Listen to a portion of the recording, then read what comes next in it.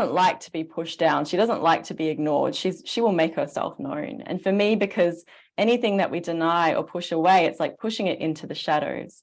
And it then will take form in a way that usually gives us an opportunity to see what we have denied or suppressed. And usually, oftentimes, that happens in kind of painful or destructive ways. And you could call this the Kali Shakti, that Shakti of like chaos and destruction that also has wisdom.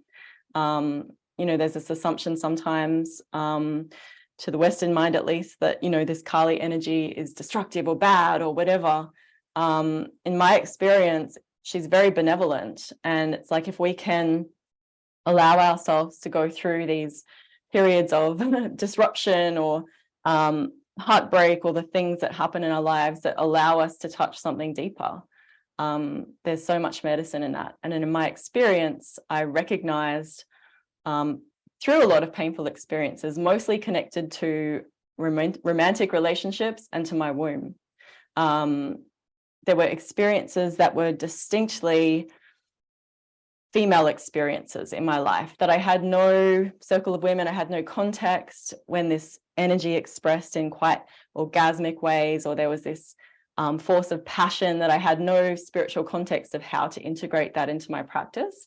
That's what played out in shadow ways. And so it became really evident to me that I needed to work with these energies that are innate and especially powerful in the female body. And, the word Shakti speaks to the feminine principle. It's not unique to the female body. It's not something that just women have. And yet it's also something that is more online and more alive in the female body by virtue of our anatomy and our capacity to literally gestate and birth life. There is something very unique about the female body, and it carries unique portals to power that most women are barely accessing. And so it felt really important to me to practice in a way and to create and offer a practice that, yes, is informed by these tantric lineages and teachings. I bring in Taoist practices that I've studied and practiced over the years. And a lot of it has also just come from my own body as I've allowed these energies to move through and practiced in deep relationship with nature. And living here on the land has been a really catalyzing experience for me, about being in relationship with the earth, with the elements,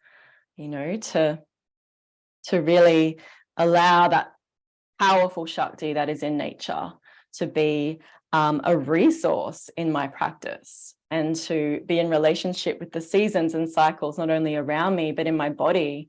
My menstrual cycle, was something that was so missing in the yoga that I was practicing. There wasn't a real acknowledgement. And, looking back, like, I wish that I had a circle of women. I wish that I knew some of these practices and ways of really nourishing my womb and honoring like these different rites of passage that women go through. For me, that was the rites of passage of miscarriage, through pregnancy. And so, they were huge initiations for me, that it's like, I have to pay attention to my womb now. I have to acknowledge that the female experience is unique.